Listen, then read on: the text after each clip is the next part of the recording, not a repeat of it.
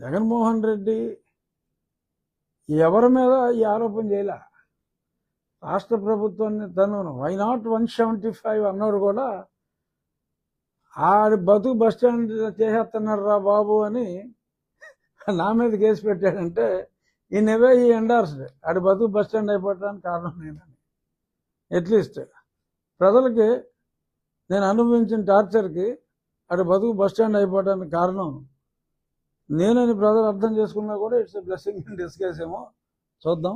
Anyhow ఇక మా ప్రభుత్వం విషయానికి వస్తే మరి నిన్న అన్న మాట ప్రకారం చంద్రబాబు నాయుడు గారు ఆ దిక్కుమాలిన ఆ ల్యాండ్ టైటిల్ యాక్ట్ని, యాక్చువల్గా అది ల్యాండ్ గ్రాబింగ్ ఉద్దేశించింది, దాన్ని అన్నమాట ప్రకారం అన్ని ఎలక్షన్ సభల్లో కూడా చెప్పిన ప్రకారం అది సంతకం పెడతాం, నిన్న క్యాబినెట్లో దాన్ని అప్రూవ్ చేయటం, ఇవాళ రేపు అసెంబ్లీ సమావేశాల్లో దాన్ని ప్రవేశపెడితే వీళ్ళు ఎలాగూ రారు, ఫుల్ ఒక్క నెగిటివ్ ఓటు కూడా లేకుండా ఆ చట్టాన్ని అధికారికంగా చట్టసభల ఆమోదంతో దాన్ని తీసివేయటం జరుగుతుంది. అదొక మంచి పరిణామం. అలాగే మరి ఇసుక విధానంలో కూడా మరి చాలా పారదర్శకంగా చేయటం, మళ్ళీ ఎమ్మెల్యేలకు కూడా సరే మనకి అలాగే ఇక్కడ ఇసుక రీచే లేదులే, మనకి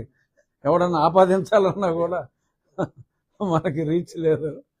సో ఇసుక రీచ్లు ఉన్న వాళ్ళ దగ్గర ఎమ్మెల్యేలు మీరు కొట్టేకంటారు బాబు అని చెప్పి మరి ఎమ్మెల్యేలకు కూడా మా పార్టీ ఎమ్మెల్యేలు అయినా కూడా అంత బహిరంగంగా ఆయన వార్నింగ్ ఇచ్చిన విధానం ఇది నిజంగా మరి గర్వకారణం.